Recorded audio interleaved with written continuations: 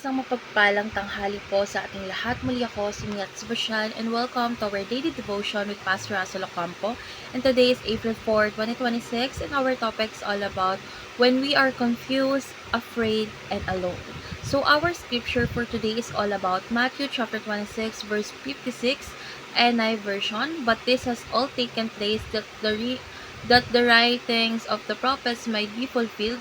Then all the disciples deserted him and fled. So after Jesus died, everything felt lost. His body was placed in a sealed tomb, guarded by soldiers. The disciples were overwhelmed, afraid, confused, and full of sorrow. For them, it seems like all hope was gone, but this moment teaches us a powerful truth.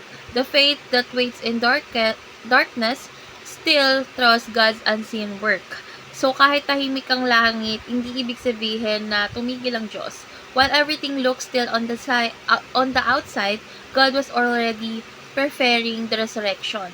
In the same way, may mga panahon sa buhay natin na parang walang nangyayari, but God is still moving behind scene. Faith means trusting Him even when we do not understand what He is doing.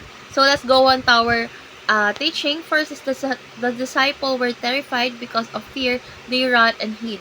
So natakot sila sa maaaring mangyari sa kanila after Jesus was arrested and crucified. Fear caused them to forget, even for a moment, that Jesus had already spoken about victory. So this reminds us that fear can cloud our faith when we focus more on our situation than on God's promises. Second is the disciple were in despair. They believed everything was over. The one they trusted followed and hope and was gone.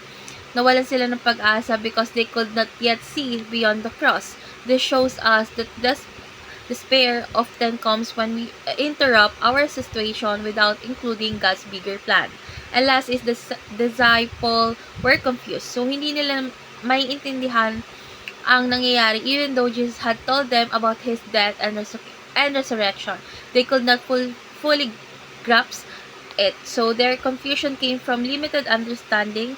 This reminds us that not understanding God's plan doesn't mean God is not in control. So let's go on to our application. First is remember that God works even through tragedies.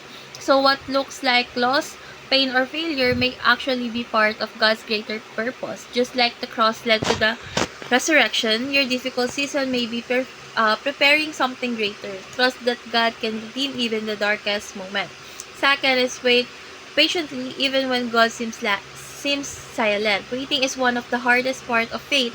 Kapag walang sagot, walang direksyon, madaling mawalan ng pag-asa. But silence doesn't mean absence. God is still working even when you cannot see or feel it. Learn to trust Him in the waiting. So, lastly is trust in God's plan even when you do not understand it. So, hindi mo kailangang maintindihan lahat para magtiwala dahil God sees the full picture while we only see a part. Choose to rest in His sovereignty, knowing that His plans are always good even when they are unclear. So, why should we trust God even in confusion?